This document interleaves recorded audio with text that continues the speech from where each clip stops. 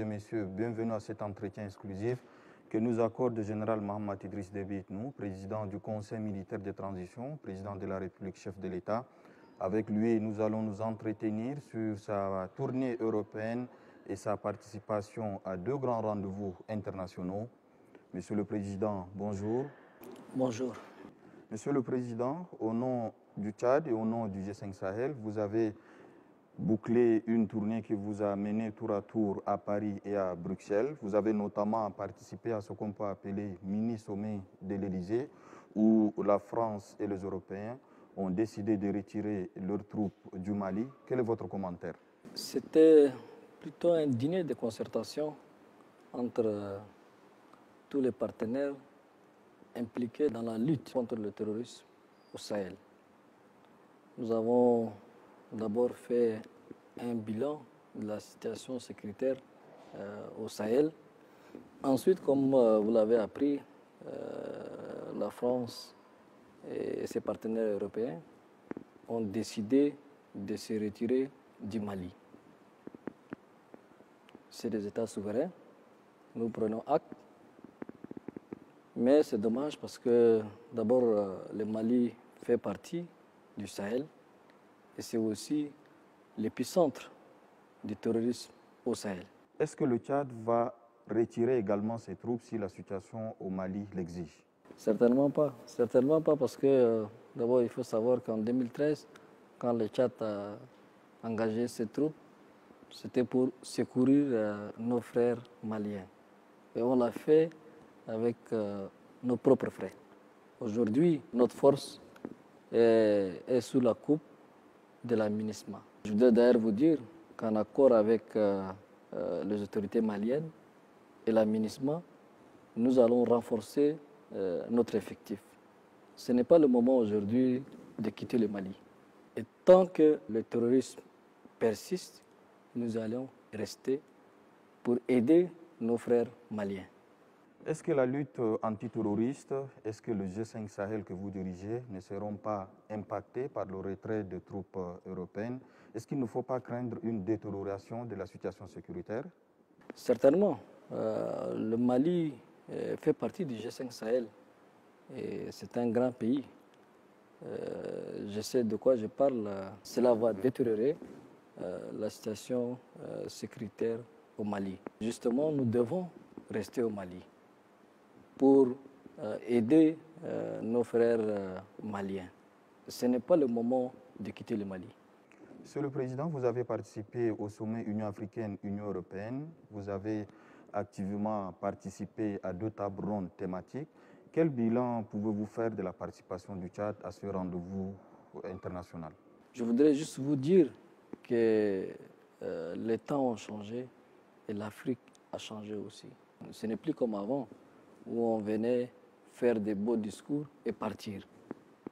Cette fois-ci, il y a eu des débats très francs et sans tabou. Et nous avons pris des résolutions. Et nous avons mis aussi des mécanismes qui vont suivre les résolutions qu'on a prises ensemble avec nos partenaires. C'était un sommet très fructueux pour l'Afrique et pour l'Union européenne aussi. On peut espérer un changement. Et il le faut d'ailleurs. Ce n'est plus le sommet traditionnel qu'on connaissait avant entre l'Union africaine et entre l'Union européenne. C'était des tables rondes et tous les participants ont échangé.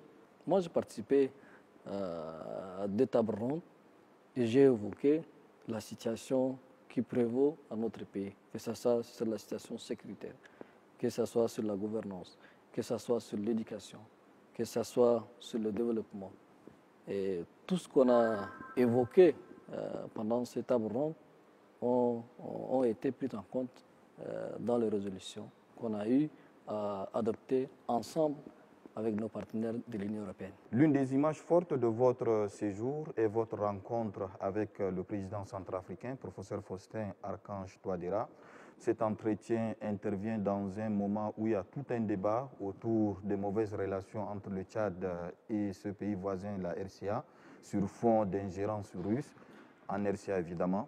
Quel est votre commentaire? Le Tchad et la Centrafrique sont des États frères et voisins. Nous avons une longue histoire commune. Nous avons des liens de sang. Il est tout à fait normal que de temps en autre, nous nous rencontrons pour discuter, pour échanger sur nos relations, sur nos coopérations bilatérales et sous-régionales, sur la situation sécuritaire de notre frontière commune. Et je vous assure que les échanges qu'on a eus avec mon frère Teodora étaient très fructueux et nous allons d'ailleurs continuer à maintenir ces contacts. Sur le chapitre national, vous avez reçu une délégation dépêchée par l'émir du Qatar. Il a été question de l'organisation à Doha du pré-dialogue avec les politico-militaires. Est-ce que ce rendez-vous aura bel et bien lieu et à la date indiquée? Nous avons décidé de faire un dialogue national inclusif où tous les fils et filles de notre pays puissent se retrouver autour d'une table et de discuter de l'avenir de notre pays sans exclusion. Ça va être un dialogue inclusif. Ce qui veut dire que il faut absolument que les politico-militaires assistent avec nous. Donc, nous avons mis en place ce qu'on appelle aujourd'hui le CETES, qui est présidé par l'ancien président Boukouni Ouedei. Il a pris des contacts avec tous les politico-militaires qui ont d'ailleurs accepté de participer au pré-dialogue. Le Qatar a accepté d'abriter ces pré-dialogues. Donc, il est tout à fait normal que de temps en temps, nous échangeons avec les autorités qataries sur la suite de ces processus. Et aujourd'hui, je pourrais vous affirmer très clairement que le pré-dialogue avec les politico-militaires aura lieu le 27 février 2022 et avec tous les politico-militaires, personne ne sera exclu de ces pré-dialogues. Avec le président du groupe Afrique-Zimbank, vous avez évoqué des questions d'ordre économique et commercial. Et c'est pour dire que le développement est une priorité pour la transition? Il faut savoir que la transition, ce n'est pas une fin en soi. Les pays doivent continuer à vivre. Et c'est ça aussi la continuité de l'État. Donc quand nous rencontrons des opportunités pour échanger avec des investisseurs, cela ne peut qu'être une bonne chose pour notre pays. Et c'est dans cette logique-là que j'ai rencontré le PDG d'Afrique-Zimbank, avec qui nous avons eu des échanges très fructueux. Il m'a d'ailleurs promis qu'il va envoyer dans très bientôt des techniciens au Tchad pour discuter avec les techniciens tchadiens. Et donc, ce qui veut dire qu'ils vont venir investir aussi au Tchad. Et nous allons d'ailleurs leur accorder toutes les facilités nécessaires parce que cela va créer de l'emploi et cela va aussi diversifier notre économie. Cette rencontre était positive pour notre pays. Nous allons évoquer, Monsieur le Président, la multiplication des violences intercommunautaires. Selon vous, pourquoi on n'arrive pas à anticiper, à bien gérer ce conflit? Et qu'est-ce qui peut, selon vous, expliquer la virulence dans les réactions de condamnation et de réprobation? Il faut savoir que l'insécurité, ce n'est pas seulement au Tchad, c'est au Sahel dans son ensemble. Et cela est la conséquence directe de la crise libyenne. Tant qu'on ne résout pas la crise libyenne, cela va persister. Cela va persister. Revenons maintenant au Tchad. Je vais vous donner 4 causes. La crise libyenne a permis la prolifération des armes. Et cela encourage le conflit intercommunautaire, l'insécurité dans le pays. Mais le Tchad, depuis 2019, a pris toutes les dispositions nécessaires pour reprendre ces armes. Nous avons repris plus de 10 000 armes, des mains de civils, plus de 10 000 armes. Et ces armes, à 90%, proviennent de la Libye. Ça, c'est la première cause. La deuxième cause, c'est aussi des manipulations politiques. Prenons le cas de l'événement malheureux dans le Ouaddaï à Béché.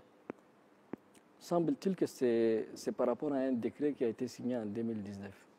Et la question que moi je me pose, pourquoi un décret qui a été signé en 2019 crée des problèmes en 2022? Moi je crois que c'est plus des manipulations politiques.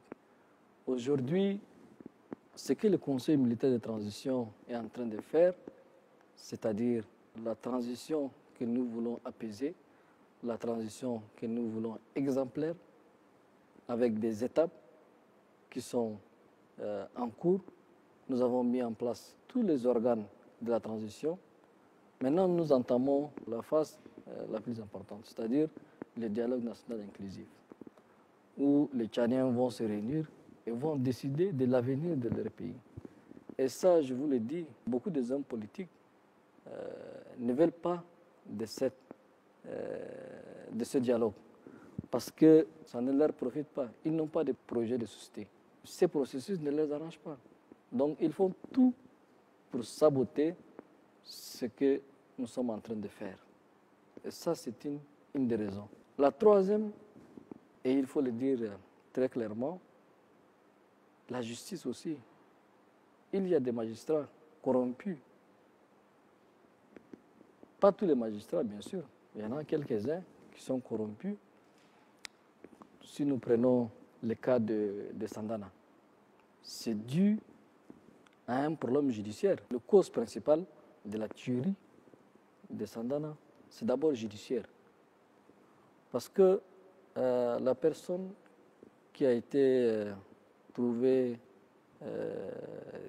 décédée à côté du village de Sandana, c'est une personne qui avait participé en 2019 à une tuerie. Il a été appréhendé par les forces de l'ordre, remis à la justice. Et il a été jugé par rapport à ses actes. Et cette personne a été libérée par un juge. Le comble de l'histoire, il retourne au village où il a fait des tueries. C'est ça aussi la cause. Et c'est la cause principale des tueries de Sandana. Nous avons d'ailleurs arrêté 5 parmi eux.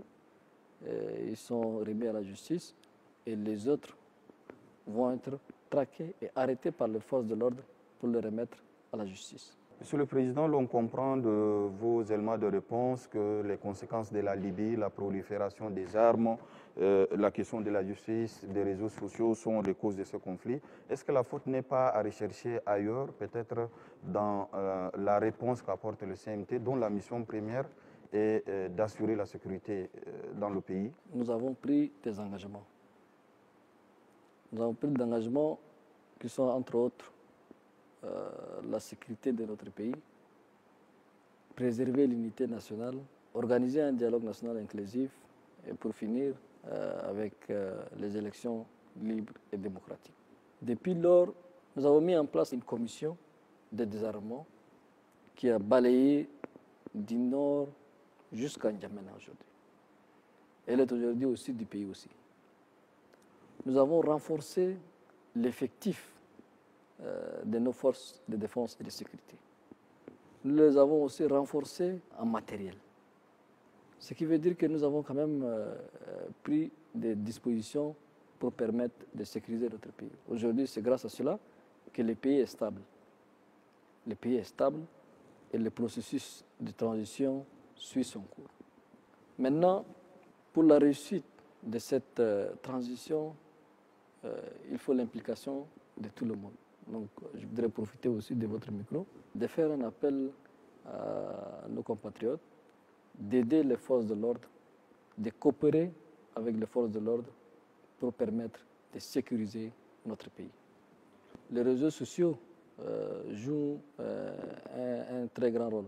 Mais malheureusement, chez nous au Tchad, les réseaux sociaux jouent un rôle, pour être franc avec vous, un rôle très négatif. Ce que nous voyons aujourd'hui au Tchad, c'est vraiment dommage parce que nous l'utilisons à des fins qui ne sont pas profitables à notre pays. Les jeunes, que ce soit les hommes politiques, et ce qui est très bizarre, les intellectuels, mais ils utilisent ces moyens très modernes pour envoyer des messages de haine, des messages communautaires, ce qui n'est pas responsable. Nous arrivons au terme de notre entretien. Quel est votre mot de fin, Monsieur le Président? Je voudrais dire à mes compatriotes que notre pays est en bonne voie. Comme nous avons pris des engagements au début de la transition, de faire de cette transition une transition exemplaire et une transition réussie. Montrer au monde que le Tchad, ce n'est pas seulement la guerre. Le Tchad, c'est aussi la paix, la sécurité et le dialogue entre les Tchadiens. Nous pourrons réussir cette mission qu'ensemble, tous les Tchadiens de tous les bords, toutes les associations, toutes les personnes de ressources, les religieux, les chefferies traditionnelles. Donc c'est ensemble qu'on peut réussir cette mission. Je voudrais demander à mes compatriotes d'avoir foi en Dieu qui nous a sauvés maintes fois et qui aime ce pays, d'avoir foi en leur pays, d'avoir foi en leur armée et d'avoir foi au Conseil militaire de transition qui a la charge de conduire ce pays. Nous allons remettre notre pays sur le bon rail. Nous allons réussir. Et c'est ensemble que nous pourrons réussir. Ça sera le mot de fin. Merci, Monsieur le Président. Je rappelle que nous avons reçu le général Mohamed Idriss Déby Itnou, président du Conseil militaire de transition, président de la République, chef de l'État. Avec lui, nous avons évoqué sa tournée en Europe et les dossiers qui ont été évoqués lors des deux grands rendez-vous auxquels le Tchad et le G5 Sahel ont répondu présent. Merci de nous avoir suivis et à très bientôt.